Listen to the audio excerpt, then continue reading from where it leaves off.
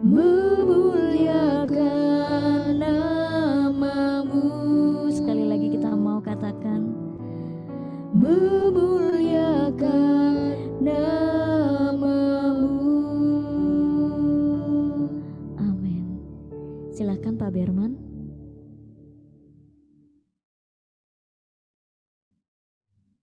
Nah, kita lanjutkan lagi ya, sesi yang ke-7.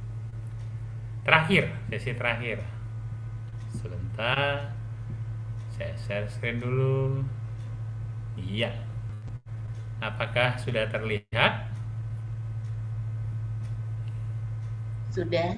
Apakah terdengar dengan jelas? Suara Jelas, sudah. Pak. Puji Jelas. Tuhan. Sebentar, ini kenapa nggak mau gede nih? Udah. Iya. Diubah menjadi serupa dengan Kristus. Ya, itu tema kita ya. Jadi hidup baru dalam roh artinya kita dihantar kepada suatu perubahan hidup. Apanya yang berubah? Mungkin bukan hidupnya yang berubah, tetapi cara menghadapi hidup itu yang berubah gitu ya. Mungkin kesulitan tetap ada, masalah tetap ada, tetapi cara menghadapi masalah itu, cara menghadapi kesulitan itu yang akan berubah gitu ya. Misalnya kalau dulu kita kalau merasa tersinggung kita marah, kita menjadi uring-uringan, kita ngomel, kita sakit hati. Nah, itu ada masalah dihadapi dengan cara lama gitu. Nah, hidup baru dalam roh membantu orang, terutama orang Katolik murid Kristus, untuk bisa menghadapinya dengan cara yang berbeda. Kalau sekarang mungkin saya digunjingin orang, saya dikritik orang, saya diomongin orang, dan seterusnya. Cara menghadapi apa? Mungkin saya menjadi lebih sabar, lebih bisa mengendalikan diri, tidak lagi gampang marah, tapi saya bawa itu semua ke hadapan Tuhan. Ya, dalam doa saya katakan, Tuhan, hari ini saya digunjingin, hari ini saya diomongin, hari ini saya dikritik, hari ini. Jadi permasalahan itu kemudian dibawa ke hadapan Tuhan dan mohon Tuhan memberi kekuatan, mohon Tuhan memberi petunjuk apa yang harus saya lakukan. Akhirnya Tuhan akan mengatakan doakan dia. Kita mendoakan orang yang menyakiti tadi, itu yang menjadi perintah Tuhan Yesus kan, kasihilah musuh-musuhmu. Nah, oleh karena itu untuk dapat menjadi hidup baru, mengubah cara menghadapi persoalan tadi, kita perlu suatu patokan, katakanlah pedoman, suatu teladan ya. Dan bagaimana hidup baru itu harus kita jalankan, seperti apa konkretnya? Mudah sekali, kita punya parameter ya, punya ukuran di depan kita, yaitu Yesus sendiri. Bagaimana Yesus menghadapinya? Kalau kita menghadapi orang menyakiti kita balikin Yesus. Kalau orang nyakitin kamu, Yesus menghadapinya bagaimana? Jadi kita tinggal mengacu ke Yesus. Maka dalam sesi ini diberi judul diubah menjadi serupa dengan Kristus. Apa maksudnya? Ini adalah tujuan kita. Ini adalah patokan kita. Ini adalah arah kita. Setiap orang beragama, termasuk agama Katolik, pasti pengen masuk surga gitu kan. Pasti pengen masuk surga. Nah, sekarang masalahnya adalah cara masuk surga itu gimana?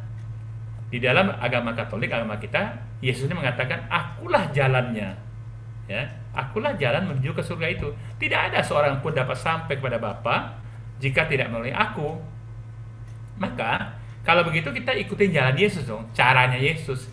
Cara Yesus untuk bisa mengarahkan hidup kita ini supaya nantinya kita sampai kepada apa yang kita ingin tuju ya. Tentu yang kita ingin tuju surga. Semua orang beragama di dunia pasti pengen masuk surga gitu ya. Cuma kan caranya beda-beda ya. Surganya juga mungkin beda gitu ya. Tapi yang penting kita nggak pedulilah cara orang lain, kita hanya fokus cara kita. Dan cara di dalam kekristenan kita dikatakan caranya adalah melalui jalan seperti Yesus. Maka kita ikutin saja jalan Yesus itu seperti apa gitu ya. Dengan cara ya kita mau menjadi seperti dia. Kalau dia melakukannya dengan jalan A, ya kita ikut jalan A seperti itu ya. Maka tujuan daripada sesi ini adalah ingin menjadikan Yesus, Tuhan Yesus sebagai acuan, sebagai teladan, sebagai apa ya, parameter, sebagai ukuran perubahan menuju hidup baru yang kita sedang tuju ini. Seminar hidup baru dalam roh. Seperti apa? Seperti Yesus gitu ya. Bagaimana Yesus berdoa? Ya kita bagaimana cara berdoa ya? Ikut cara Yesus. Bagaimana cara Yesus berdoa? Kan Yesus dia mengajarkan kita kan, jikalau kamu berdoa, masuklah dalam kamarmu, tutuplah pintumu gitu ya, dan berdoalah kepada Bapamu yang tak terlihat itu. Nah, seterusnya. Jadi selain kita mencontoh cara Yesus, kita juga bisa mengikuti ajaran Yesus gitu ya. Kalau Yesus berdoa gimana? Dia pergi ke tempat yang sepi gitu ya. Dia naik ke atas gunung. Dia mendekat, naik ke atas gunung tuh dalam arti tafsirnya adalah mendekatkan diri kepada Tuhan. Karena Tuhan tuh selalu ditinggikan di antara manusia ya. Ditinggikan itu artinya gambarnya adalah di atas gunung. Gunung kan tempatnya yang tinggi. Jadi kalau orang naik ke atas gunung artinya dia mendekati Tuhan. Jadi jangan salah harafiah kita artikan kalau gitu saya harus berdoa ke gunung dong. Yang nggak gitu-gitu amat. Maksudnya masuklah, mendekatlah kepada Tuhan. Nah, bagaimana cara mendekat kepada Tuhan? Minta Tuhan yang turun duluan. Caranya gimana? Pujian penyembahan. Jadi hadirkan Tuhan gitu ya. Maka kita akan dekat dengan Dia, lebih mudah komunikasi. Cara Yesus itu kita tiru, tapi kita artikan dengan kondisi kita seperti sekarang.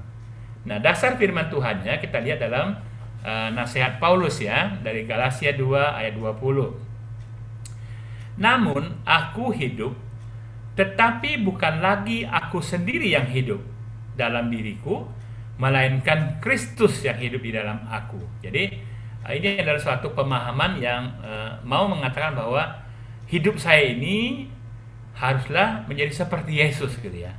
Jadi aku menempatkan Yesus dalam diriku gitu ya. Jadi yang akunya, yang egonya saya keluarin. Yang cara saya, kehendak saya pinggirin dulu. Saya mau pakai cara Yesus, saya mau pakai seperti Yesus gitu ya. Maka inilah yang dinasihatkan Paulus kepada kita sebagai umatnya. Namun aku hidup, Paulus mengatakan kita diminta mengulang kata-katanya. Namun aku hidup, tetapi bukan lagi aku sendiri hidup, bukan caraku, tapi aku pakai cara Yesus. Karena jalannya jalan Yesus gitu ya. Maka kita mau menjadikan Yesus sebagai pedoman, kita mau menjadikan Yesus sebagai acuan kita. Satu hal yang perlu kita sadari saat ini adalah bahwa Roh Kudus sedang berkarya di dalam diri kita masing-masing sejak kita menerima pencurahan roh. Lagi-lagi pencurahan Roh Kudus itu bukan berarti Roh Kudusnya yang dimasukkan dalam diri kita ya, bukan ya. Roh Kudus sudah ada dalam diri kita sejak kita dibaptis ya. Roh Kudus sudah dikuatkan sejak kita menerima sakramen Krisma. Lalu apanya yang dilakukan kemarin untuk pencurahan roh? Kuasa Roh Kudusnya yang kita undang. Kenapa? Karena walaupun Roh Kudus sudah dalam diri kita, kuasanya masih tertutup ya. Daya adikodratinya masih terhambat oleh apa? Oleh ego kita. Kita belum mengundang dia, belum mempersilahkan Roh Kudus, silahkan engkau pimpin aku, engkau mampukan aku untuk dapat hidup seturut dengan apa yang dikehendaki oleh Bapa. Mampukanlah aku dengan daya adikodratiku gitu ya. Artinya kemampuan-kemampuan yang saya sebenarnya nggak mampu. Saya mana hafal kitab suci sih? Saya kan bukan orang yang sekolah khusus kitab suci. Tapi ketika Roh Kudus yang memampukan saya, dia akan menginspirasikan saya untuk mengingat poin-poin tertentu dalam kitab suci gitu ya. Saudara-saudara kekasih, saya sebagai tadi ya disuruh mengajar. Seringkali saya kesulitan loh. Ini apa maksudnya? Apa yang saya harus ajar? Lalu saya tanya sama yang berkompeten ya, Tuhan sendiri kan. Lewat Roh Kudusnya dia akan memampukan. Saya tanya, Roh Kudus, saya tidak ngerti bagian ini. Tolong bantu saya untuk mengerti. Dia akan bantu loh. Nah, itu namanya karunia gitu ya. Artinya ketika saya minta tolong sama Tuhan, saya merasakan Tuhan tolong saya. Contoh gini. Suatu ketika di dalam suatu pertemuan lah ya, dihadiri oleh kurang lebih 250 orang waktu itu ya. Saya bersama seorang pastor. Lalu tiba-tiba ada salah seorang peserta setelah dalam sesi saya ya, ada seorang peserta yang bertanya gitu ya, Pak Berman numpang tanya, Yesus itu setelah dia meninggal 3 hari di dalam alam maut, apa yang dia lakukan? Lalu kemudian kan dia bangkit dan naik ke surga gitu ya. Apa yang dia lakukan? Kemana aja dia? Jujur saudara, saya nggak tahu jawabannya. Karena memang tidak saya pelajari dalam kitab suci gitu ya. Maka saya berharap ini bisa dibantu jawab oleh pastor. Dulu saya bicara, mohon maaf Bapak Ibu, pertanyaan ini agak sulit saya jawab. Saya belum begitu mengerti. Mungkin kita bisa minta tolong pastor yang bantu menjawab. Lalu saya undang pastornya, pastor apakah berkenan bantu menjawab? Pastornya berkenan, dia maju ya. Dia maju, saya serahkan mic-nya. Nah, sementara pastor berbicara, menjelaskan, saya berdoa, Tuhan Yesus, seandainya saya yang tetap harus jawab pertanyaan itu, apa yang harus saya jawab? Gitu ya. Walaupun ini sudah dijawab oleh pastor, tapi saya pengen apa yang harus saya jawab? Ya, sedikit agak berbeda dari pastor, gitu ya, supaya nggak persis sama lah, gitu ya. Pastor menjelaskan dari aspek teologisnya, dari aspek biblisnya, dari aspek eklesiologisnya, dari aspek kristologi, pokoknya panjang lebar pastor jawab. Wah, ini pastor hebat memang. Ya, saya sebagai terbanggu-banggu ya. Waduh, memang pastor tuh ilmunya dalam ya. Kagak ngerti kita. Ya, saya sebagai awam yang sudah belajar kitab suci nggak ngerti itu. Tapi ketika saya berdoa tadi, ada inspirasi gitu ya, ada suatu ide. Jadi Roh Kudus memberikan saya ide gitu ya untuk menjawabnya itu. Nah, saya pikir ya udah, kan pastor sudah jawab, saya nggak perlu jawab ya. Ide ya cuma untuk saya aja gitu ya, nggak perlu saya sampaikan ke umat. Tetapi apa terjadi? Tiba-tiba pastornya pada akhir ulasannya itu, setelah dia bicara kurang lebih 10 menit, pada akhir ulasannya dia berkata, nah saudara-saudara, itu adalah jawaban saya, pandangan saya sebagai seorang imam. Ada baiknya juga kalau kita mendengarkan pandangan yang berbeda dari seorang awam. Dan orang yang tepat untuk itu adalah Pak Berman sendiri. Aduh, saya kaget gitu ya. Loh. Tapi tiba-tiba saya merasa bersyukur. Terima kasih Tuhan, Engkau sudah berikan saya jawabannya. Ya. Lalu saya maju dan saya ambil mic itu, saya katakan, terus terang saya katakan sama peserta, sebenarnya saya tidak begitu tahu persis jawabannya apa. Tetapi tadi saya sempat bertanya kepada Tuhan Yesus dan Tuhan Yesus memberikan saya inspirasi. Mudah-mudahan tidak terlalu salah begini. Ada 2 jawaban, saya bilang gitu ya. Pertama, jawaban yang rada-rada apa namanya? Rada-rada mendekati ngawur gitu ya. Yang kedua, rada-rada benar, mendekati benar. Saya nggak berani bilang ini benar, saya juga nggak berani bilang ini ngawur ya. Jadi mendekati gitu ya. Oke, saya akan mulai dengan yang pertama dulu, yang rada-rada ngawur gitu ya, mendekati ngawur. Saudara-saudariku terkasih, ketika Tuhan Yesus meninggal dunia dan dia masuk ke alam maut ya, selama 3 hari itu, tidak ada seorang pun murid-muridnya yang ikut serta. Sehingga tidak ada orang yang bisa menceritakan kepada kita apa yang terjadi selama 3 hari itu dan kemana saja Yesus pergi. Satu-satunya atau informasi yang kita bisa dapat adalah dari Yesus sendiri. Ya, oleh karena itu, bagi tadi penanya yang sangat penasaran dengan apa yang Yesus lakukan dan apa yang terjadi, alangkah baiknya bertanyalah langsung kepada Yesus sendiri. Karena dia yang tahu apa yang terjadi. Murid-murid tidak tahu dan tidak dicatat oleh para murid dalam kitab suci. Ini namanya jawabannya rada-rada ngawur ya, mendekati ngawur. Tetapi ya, ini maksudnya lu kenapa nanya yang enggak sih gitu loh ya. Nanya yang gampang-gampang aja lah gitu. Lalu yang kedua saya bilang, ini rada-rada benar, maksudnya mendekati benar ya. Saudara-saudara terkasih, kalau kita baca dalam kitab suci, ketika Adam dan Hawa berbuat dosa, mereka diusir dari surga dan surga terkunci.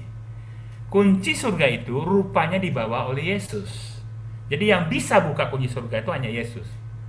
Hanya Yesuslah yang bisa membawa orang masuk ke dalam surga. Itulah yang dia katakan, tidak ada seorang pun dapat sampai kepada Bapakku jika tidak melalui aku. Jadi kuncinya ada sama Yesus. Nah, bagaimana dengan orang-orang yang hidup sebelum Yesus? Yang mulai dari Abraham, Musa, bla bla bla itu. Apakah mereka sudah masuk surga? Kan mereka ada sebelum Yesus. Mereka ketika mati, mereka adalah orang-orang yang suci. Mereka tunggu di satu tempat yang namanya Hades atau Sheol gitu ya. Hades atau Sheol, atau kita sebut dengan tempat penantian. Ya, ini beda dengan api penyucian ya, tempat penantian. Kira-kira kalau kita gambarkan dalam bahasa manusia, Tempat penantian itu adalah suatu lokasi di depan pintu surga. Pintu surga tertutup ya, pintu surga. Lalu mereka nunggu di situ. Ya, katakanlah itu surga dalam proses lah, pintu surga ya. Nah, 3 hari Yesus masuk dalam mau itu, dia pergi ke Hades itu, dia pergi ke Saul itu, dan dia berkata kepada orang-orang suci, orang-orang baik yang sudah ada di situ, yang hidup sebelum Yesus. Dia berkata, saudara-saudara, maafkan saya agak terlambat datang ke sini. Ini kunci surga sudah ada, ayo kita masuk yuk. Dibukakanlah pintu surga, lalu masuklah orang-orang suci itu ke surga, dan Yesus selama 3 hari mengatur dulu akomodasinya seperti apa. Lalu setelah semua beres, Yesus kata, maaf ya, saya harus kembali dulu, murid-murid saya goncang, murid-murid saya masih nggak ngerti, saya harus mendampingi mereka kurang lebih 40 hari, nanti baru saya temenin kalian lagi di sini. Saya tinggal dulu ya, lalu dia bangkit. Oleh karena itu dalam paham gereja, sejak Yesus bangkit, tidak ada lagi tempat penantian itu, gitu ya. Karena sudah disuruh masuk semua. Lalu kesimpulannya adalah, saudara-saudara, karena itu mendekati benar, ada dalam syahadat iman kita yang turun ke tempat penantian pada hari ketiga bangkit dari antara orang mati. Artinya tempat penantian itu ada di dalam kredo kita. Tetapi jikalau saudara masih kurang yakin juga, silahkanlah bertanya kepada Yesus sendiri. Nomor 1 kan? Lalu mereka tepuk tangan. Ya, aku bilang kan, aku ini kan rada-rada loh ya, nggak berani mengatakan inilah kebenaran yang sebenarnya, nggak berani saya. Tetapi saya mau mengatakan begini, Roh Kudus sedang bekerja. Ya, ketika saya dan Anda dan kita semua membutuhkan sesuatu, Roh Kudus akan muncul dengan suatu inspirasi dan suatu pertolongan. Ketika kita misalnya berhadapan dengan orang sakit dan harus mendoakan mereka, kita nggak tahu cara mendoakannya. Cuma bilang, Tuhan pimpinlah saya. Maka doakan saja. Otomatis Tuhan Yesus Roh Kudus akan memimpin kita bagaimana mendoakan orang sakit itu. Akan mengalir dengan sendiri dari mulut bibir kita. Percaya saja. Ya. Saya berkali-kali berhadapan orang sakit dan saya nggak tahu mesti doain apa. Tuhan pimpin. Bahkan Tuhan sangat jelas bisa mengetahui situasi orang itu. Jadi pada saat kita tidak berdaya dan tidak mengetahui apa yang harus dilakukan, Roh Kudus akan berkarya. Inilah yang namanya hidup baru di bawah pimpinan Roh Kudus. Roh Kudus itu akan membantu kita, memampukan kita dengan daya adikodratinya, dengan karunia-karunianya, dengan karisma-karisma Roh Kudusnya. Ya, saya siapa? Saya bukan orang kedokteran, saya bukan sekolah doa, tapi ketika saya berhadapan orang sakit, tugas saya adalah mendoakan. Ya, saya doakan saja. Saya cuma bilang, Tuhan, saya tidak punya kuasa apapun, Engkau yang punya. Saya cuma bisa menumpang tangan dan berdoa, silahkan Engkau yang bekerja. Dan selanjutnya terserah Tuhan sendiri ya. Dan tiba-tiba ya Tuhan akan pimpin ya. Dan kalau memang Tuhan berkehendak ya orang itu akan sembuh. Tapi bukan saya yang menyembuhkan, bukan karena saya ada karunia, tetapi memang Tuhan yang mau menyertai kita dengan Roh Kudusnya. Roh Kudus sedang bekerja mulai dari pencurahan roh minggu lalu kepada kita semua saat ini sampai dengan hari dan seterusnya. Sepanjang apa? Sepanjang kita menyerahkan diri kita untuk dipimpin oleh Roh Kudus. Ya, tergantung kehendak bebas kita. Saya mau nggak dipimpin? Seringkali orang nggak mau kan? Seringkali orang merasa nggak usah lah, enggak ya, merasa dirinya sudah bisa melakukan sendiri. Jadi ketika kita menyerahkan diri kita untuk dipimpin, dituntun, dan maka Roh Kudus akan menuntun. Karena apa? Dia sudah dibuka kuasanya ya, dalam pencurahan roh, kuasa Roh Kudus sudah dibuka. Daya adikodratinya sudah dibuka. Jadi kita tinggal menyalurkan aja. Tapi ya tetap mesti omong sama dia, Tuhan tolong saya nggak mampu. Menuntun kepada perubahan dan pengudusan hidup. Kita lihat lagi, Roh Kudus sedang berkarya. Dia membimbing kita kepada suatu hidup yang baru. Relasi dengan Tuhan dan relasi dengan sesama akan semakin membaik, bahkan lebih baik gitu ya. Jadi pertama-tama yang Roh Kudus lakukan adalah dia membimbing kita membangun suatu relasi dengan Tuhan. Artinya apa? Hidup doa kita akan diperbaiki. Maka saya bilang, memulai hidup baru dalam roh adalah memulai dengan hidup doa. Berikanlah waktu yang khusus. Berikanlah hatimu untuk dapat berkomunikasi dengan Tuhan. Bersyukurlah sebanyak mungkin. Karena dengan bersyukur, kita mengungkapkan iman kita akan penyertaan Tuhan. Tuhan senang kalau anaknya itu tahu diri, ya, berterima kasih. Baik kalau kita orang tua, anak kita selalu terima kasih, terima kasih, terima kasih. Senang banget kita ya, ini anak yang tahu diri. Bayangkan udah dikasih nggak terima kasih. Dikasih udara gratis nggak pernah terima kasih. Gitu. Dikasih bisa makan enak nggak terima kasih. Coba kalau nafsu makanmu hilang atau tenggorokanmu tersumbat, bisa kamu makan gitu ya. Kenapa nggak terima kasih sama Tuhan? Kita anggap itu sudah suatu hal yang biasa aja, itu memang kewajiban Tuhan. Enggak. Lewat hidup baru ini artinya kita mau melihat dalam hidup kita, dalam setiap kejadian dalam hidup kita adalah penyertaan kasih Tuhan. Napas yang kita hirup ini penyertaan kasih Tuhan ya. Udara yang kita buang itu pun penyertaan kasih Tuhan. Bayangkan kalau nggak bisa buang udara, perut kita akan begah loh ya. Sehari aja nggak bisa buang angin. Bagaimana? Oke, jadi Roh Kudus pertama-tama dia berkarya, dia membimbing relasi kita dengan Tuhan semakin lama semakin baik. Relasi kita dengan sesama otomatis akan ngikut ya, otomatis. Kalau relasi dengan Tuhan baik, relasi dengan sesama juga akan baik. Dan Roh Kudus juga mulai menata prioritas hidup kita. Ya, prioritas hidup artinya apa yang lebih penting yang harus kita lakukan terlebih dahulu. Kalau hidup lama kita adalah yang paling penting diri saya, kepentingan saya.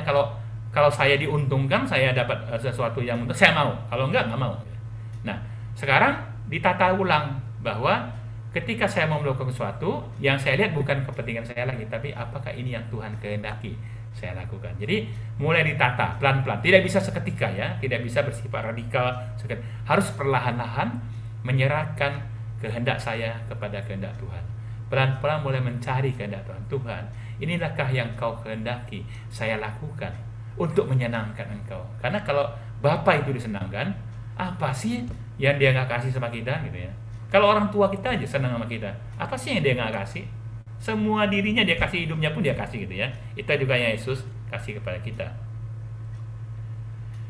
Lalu kita melihat bahwa dalam hidup ini kesulitan hidup itu tetap ada gitu ya. Kenapa kesulitan hidup nggak hilang? Katanya Tuhan mengasihi kita, Tuhan mengasihi saya. Kalau Tuhan mengasihi saya, ya jangan dong bikin saya susah hidup saya. Justru sebaliknya, kesulitan hidup membawa orang semakin dekat dengan Tuhan ya, sarana pertumbuhan iman. Kenapa? Karena lewat kesulitan hidup itu orang bersandar kepada Tuhan dan semakin mencari Tuhan. Kesulitan dalam hidup adalah normal. Setiap manusia pasti mengalaminya. Artinya ya manusia pasti punya kesulitan dalam hidup ya. Tentu beda-beda tingkatannya ya. Ada nggak Pak orang yang nggak ada kesulitan? Ya mungkin ada, tapi tidak normal ya. Yang normalnya setiap orang pasti punya masalah. Hanya orang yang sudah selesai di dunia ini yang nggak punya masalah. Karena dunia ini kan penuh dengan masalah gitu ya. Jadi kesulitan hidup kalaupun tetap masih ada itu normal gitu ya. Normal. Nah sekarang hidup baru ini adalah cara menghadapinya yang diberikan suatu cara baru. Kalau dulu cara lama adalah dengan kekuatan sendiri, dengan emosi sendiri, dengan apa? Tapi dengan cara baru adalah mengandalkan kekuatan Tuhan, mengandalkan caranya Tuhan, dan pasti hasilnya membawa damai sejahtera, gitu ya. Jadi gitu. Kalau dulu hidup lama, saya mengandalkan kepintaran saya mengandalkan kemampuan saya untuk menafkahi hidup saya, ketakutan hidup saya. Kenapa? Karena saya bekerja di bidang keuangan.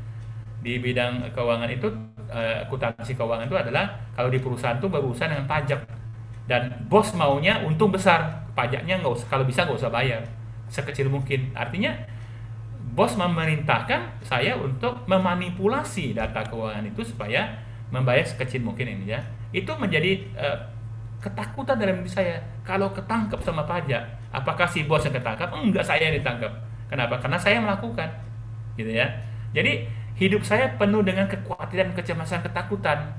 Nah, setelah saya mengalami hidup baru dalam Roh, saya mulai bertanya, Tuhan, apa yang harus dilakukan? Tuhan katakan, kalau kamu mau menghindari ketakutan, ya jangan lakukan yang salah gitu loh. Ikuti yang benar.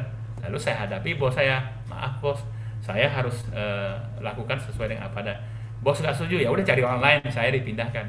Ya nggak apa-apa, risiko. Tapi saya menghadapi ketenangan gitu ya, menghadapi ketenangan, saya tidak dikejar-kejar oleh ketakutan lagi.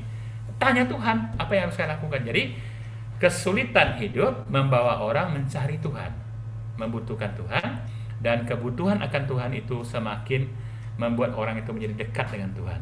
Jadi kesulitan hidup justru dipakai Tuhan sebagai sarana untuk membawa orang semakin dekat mengalami Tuhan. Begitu ya. Jadi jangan berpikir bahwa saya sudah hidup baru dalam roh, saya sudah menjadi anak Tuhan, maka masalah-masalah hidup saya tidak ada lagi. Tidak demikian halnya. Gitu ya. Jadi ketika manusia tidak berdaya, maka mereka butuh dan cari Tuhan. Justru Tuhan izinkan terjadinya situasi atau masalah supaya manusia mencari dan akhirnya mengandalkan Tuhan.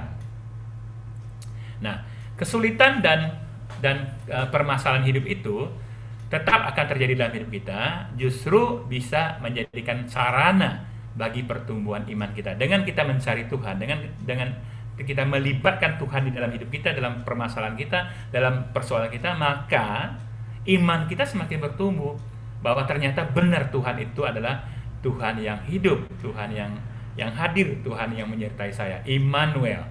Jadi iman orang bertumbuh kalau dia menyadari Tuhan itu ternyata hadir dalam hidupnya, ikut dalam persoalannya ya.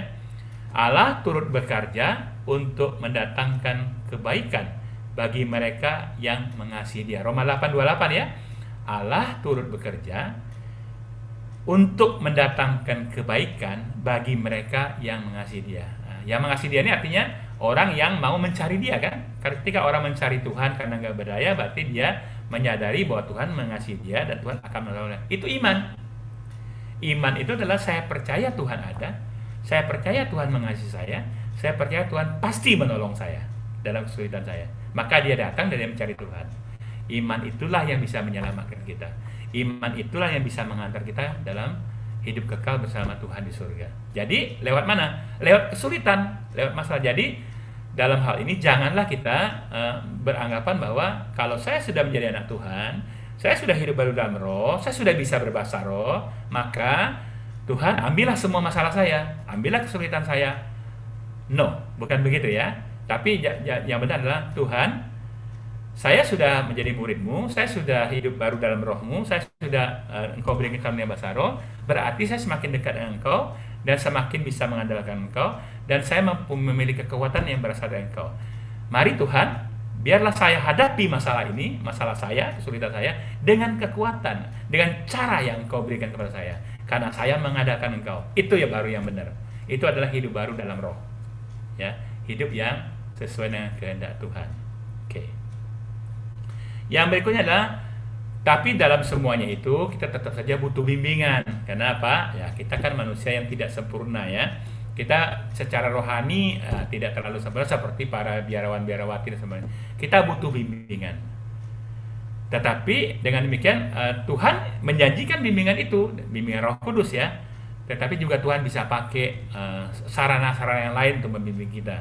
Misalnya melalui pastor, dia bisa membimbing kita ya. Melalui orang-orang yang rohaninya lebih baik dari kita, melalui orang-orang yang lebih senior dari kita, melalui konselor rohani, bisa kita cari bimbingan Tuhan itu lewat mereka.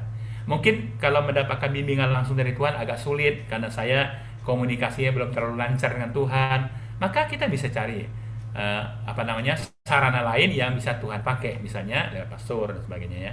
Jadi di dalam konteks ini mau mengatakan bahwa Tuhan menyediakan bimbingan bagi setiap anak-anaknya yang mau mencari, yang membutuhkan Dia. Jadi kita tinggal cari aja, Tuhan sudah sediakan kok. Oke? Nah, diubah menjadi serupa dengan Kristus. Jadi maksudnya apa ya? Mari kita lihat apa saja yang perlu kita jadikan acuan. Menjadi serupa dengan Kristus, apanya yang menjadi serupa? Pertama-tama hatinya. Kita mau memiliki hati yang serupa dengan hati Kristus. Yaitu apa? Hati yang berbelas kasih, hati yang peduli dengan sesama. Ya, jadi kita mau mengcopy paste hati Yesus, hati yang berbelas kasih. Karena itu dasarnya ya. Dasarnya kalau kita punya hati berbelas kasih, maka kita bisa menyalurkan kasih Tuhan itu kepada sesama. Kalau tidak punya hati berbelas kasih, tidak mungkin kita bisa menyalurkan kasih Tuhan kepada sesama. Artinya perintah Tuhan yang nomor 2 tidak bisa kita lakukan. Kita hanya bisa menerima yang nomor 1, ya seperti aku mengasihi kamu. Tapi aku nggak bisa melakukan yang nomor 2, kasihilah sesamamu. Ya, jadi kalau nggak punya hati yang berbelas kasih, kita tidak bisa menyalurkan kasih Tuhan. Karena apa? Kita tidak punya rasa belas kasih kepada orang lain. Bagaimana saya mau membantu mereka? Maka kita perlu mengcopy hati Yesus bila hati. Apa hati Yesus? Hati yang selalu berbelas kasih, hati yang selalu kasihan sama orang lain, terutama orang-orang yang menderita, orang-orang yang membutuhkan, ya, orang-orang yang tersisihkan, orang-orang yang sangat kesulitan menghadapi hidup ini. Dia butuh belas kasih dari Tuhan yang hadir dalam diri kita.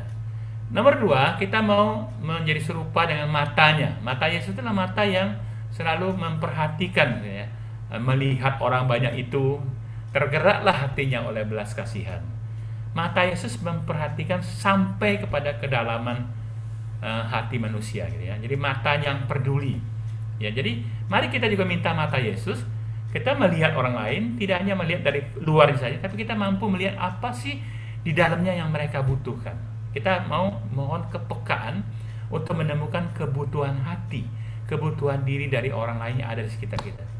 Ada orang yang perlu diberikan perhatian. Ada orang yang perlu diberikan penghiburan. Ada orang yang perlu dibantu hidupnya. Tapi mungkin dia tidak memperlihatkan secara lahiriah, ya. Dia walaupun katakanlah hatinya atau situasinya sedang sedih atau gundah gulana, dia tetap tidak menampilkan. Karena apa? Ya mungkin dia tutup-tutupi. Tapi mata Yesus mampu menembus sampai kedalaman. Maka doa kita adalah, Tuhan, anugerahkanlah matamu kepada mataku untuk bisa mengenali kebutuhan terdalam dari orang-orang yang ada di sekitarku. Sehingga dengan demikian aku mampu menjadi penyalur kasih-Mu kepada mereka. Ini kita mau minta sama Tuhan. Ini harus diminta, ya. Lalu menjadi tangannya. Tangan Yesus adalah tangan yang suka menolong orang lain, ya, suka melayani. Tangan ini kan simbol bekerja, ya. Jadi tangan artinya adalah mau berbuat sesuatu, mau melayani orang lain. Kita mohon juga, Tuhan, jadikanlah tanganku seperti tangan-Mu yang dengan rela untuk melayani sesama, yang rela mau membantu sesama. Karena dengan melayani atau membantu itu sama dengan saya menyalurkan kasih. Dengan menyalurkan kasih berarti saya menyenangkan Engkau. Dengan saya menyenangkan Engkau berarti saya sudah berbuah. Dengan saya berbuah berarti saya sudah memuliakan Engkau. Dengan saya sudah memuliakan Engkau berarti saya mencapai tujuan hidup saya diciptakan oleh Engkau sendiri. Jadi tujuan kita diciptakan oleh Tuhan itu adalah untuk memuliakan Tuhan. Bagaimana memuliakan Tuhan? Dengan berbuah banyak.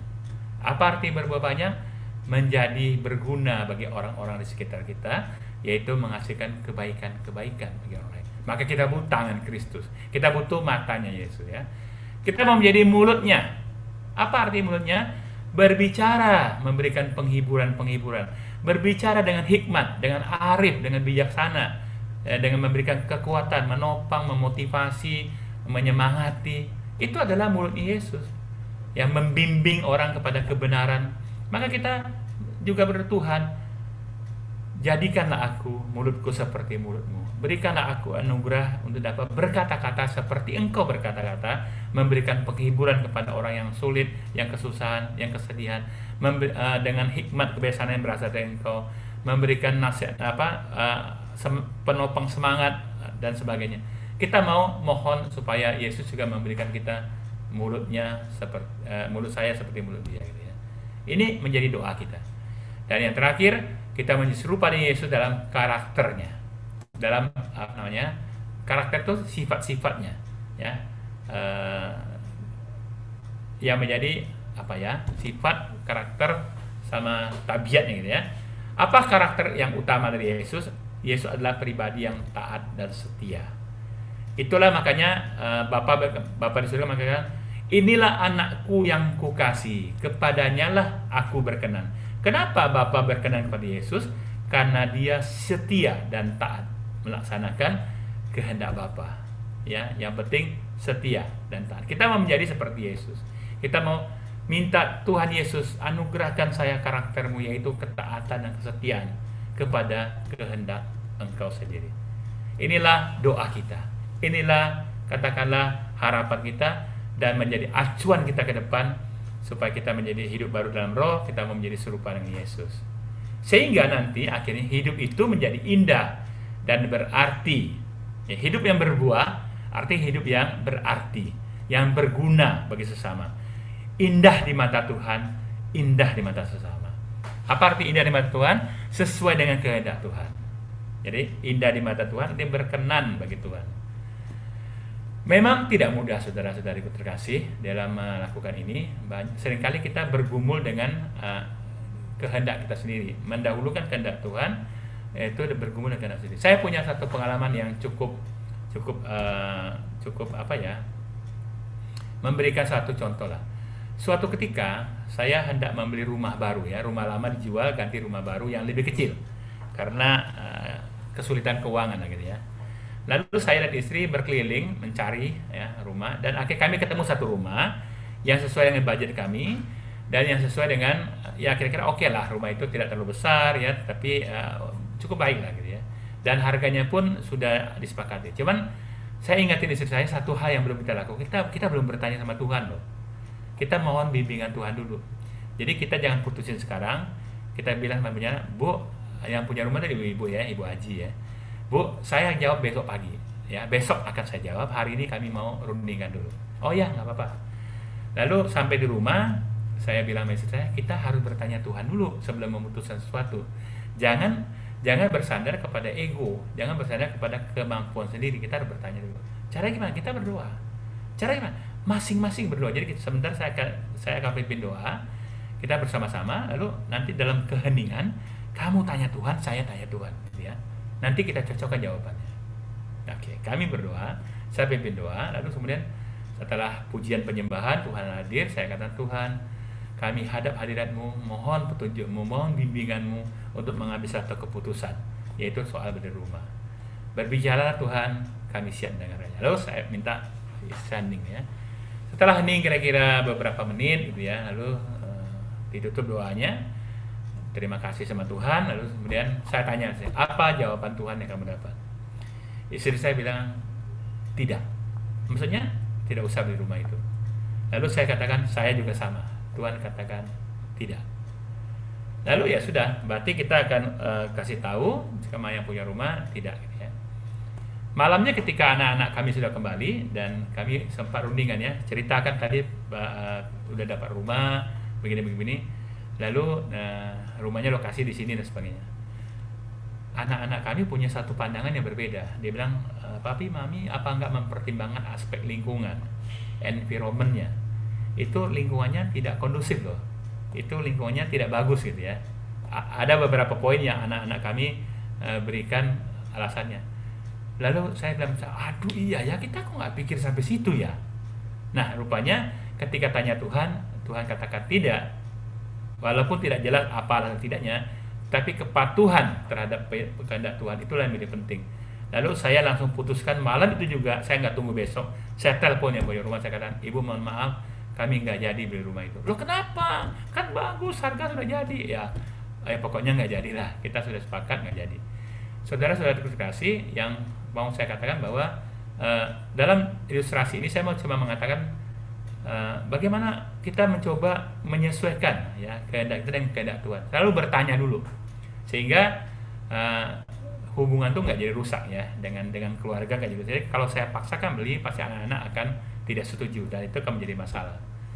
Nah, hidup menjadi indah dan berarti ini ketika kita berbuat atau berguna bagi orang-orang di sekitar kita. Lalu pertanyaannya adalah what's next ya? Apakah selanjutnya yang harus saya lakukan? Setelah ini kan sesi terakhir ya, sebentar lagi SADS sudah selesai. Apa yang harus saya lakukan selanjutnya? Jawabannya adalah teruslah bertumbuh di dalam komunitas. Ingat roda tadi ya, pertumbuhan itu doa, firman dan pelayanan hanya dapat terjadi ketika kita dalam pokok anggur, yaitu dalam komunitas. Dan komunitas itu pilihlah komunitas yang paling sesuai dengan pengalaman kita mengalami hidup baru dalam roh ya, dan mengalami karya-karya Roh Kudus dalam hidup kita. Kemudian ikutilah mistagogi ya, pembinaan iman seperti misalnya seminar seperti ini dan seterusnya bersama komunitas itu. Pilihlah komunitas yang secara teratur, secara sistematis menyediakan program-program pembinaan, program mistagogi untuk iman kita. Ada banyak komunitas tapi nggak jelas program pembinaannya. Pilihlah komunitas yang paling mempunyai program yang paling jelas, ada jenjang-jenjang pembinaannya ya, dan itu adalah PDKK. Lalu banyak-banyaklah bersyukur ya, lebih bersyukur dalam doa dan lebih sering bersaksi. Ya, bersaksi bahwa saya mengalami kasih Tuhan. Karena ketika saya bersaksi mengalami kasih Tuhan itu teralir keluar kepada orang lain ya.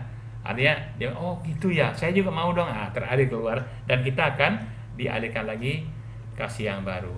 Ini ada beberapa pembinaan di lingkungan pembaruan karismatik Katolik yang tadi saya bilang perlu ada satu jenjang pembinaan yang jelas. Di PDKK ini jenjang pembinaannya jelas ya. Ada jeda-jedanya, ada ininya sudah teratur ya. Saya berikan contoh ada 5 poin saja. Sebenarnya ada banyak ya, ada lebih dari ini. Setelah SHDR ada satu seminar lagi, mistagogi kita namanya pertumbuhan rohani. Ya, nanti ini ada 5 sesi. Yang lama 4, sekarang yang baru ada 5 ya. Kemudian ada dasar kedewasaan Kristiani, basic Christian maturity. Ini ada 8 sesi. Lalu ada murid yang sejati atau pemuritan. Ini ada 7 sesi yang baru ya. Lalu ada gambar diri Kristiani atau pemulihan gambar diri ya. Self image healing. Nah, ini pun ada sekitar 8 sesi. Ada banyak jenjang pembinaan yang tersedia. Maka pilihlah komunitas yang punya struktur pembinaan yang jelas supaya iman kita bertumbuh. Dan ini tersedia di PDKK. Oleh karena itu, sebelum kita akhiri seminar ini, mari kita buat komitmen. Ya Tuhan, saya mau setia, bertumbuh bersama-sama, berbuah bersama-sama di dalam komunitas PDKK ini. Supaya apa? Karena PDKK inilah yang mampu menjembatani relasi saya dengan engkau lewat doa dan firman. Ya, karena di acara PDKK kan isinya doa dan firman. Lalu gimana doanya bisa menghadirkan hadirat Tuhan? Pujian penyembahan. Sudah ada di PDKK. Di tempat lain belum tentu ada. Mungkin ada tapi saya nggak tahu persis gitu ya. Tapi ini sudah jelas urutannya sudah dikasih tahu. Lalu pelayanan bersama. Jadi di PDKK ada pelayanan bersama.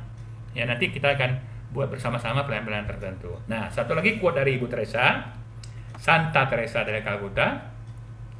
Kita tidak dipanggil untuk sukses, tetapi kita dipanggil setia.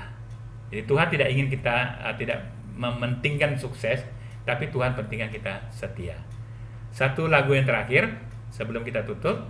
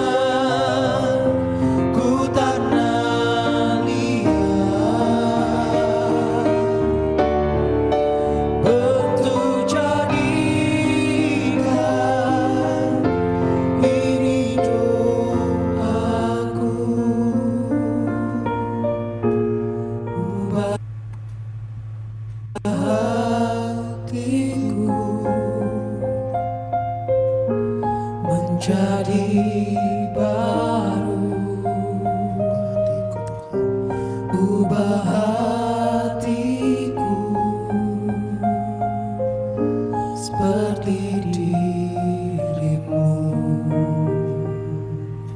Oke, mari kita tutup dengan doa.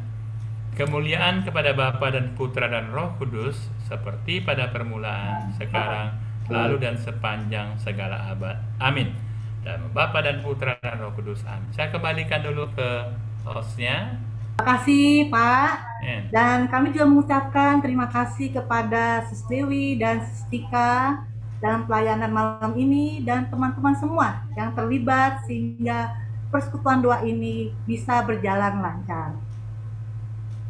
Pak Birman Ali, Sis Dewi, Sis Tika dan teman-teman semua, semoga diberi kesehatan yang baik dan berkat melimpah dimanapun mereka melayani Tuhan dengan sukacita. Terima Amin. kasih. Amin. Ada satu pengumuman, minggu depan kita akan hadir pada hari Sabtu 4 September pukul 7 malam. Kita akan merayakan Misa Kudus, penutupan SHDRK dan ucapan syukur ulang tahun PD kami, PD PKK Santo Antonius Padua Bidara Cina, yang akan dipersembahkan oleh yang terkasih Romo Blasius Sumario STJ.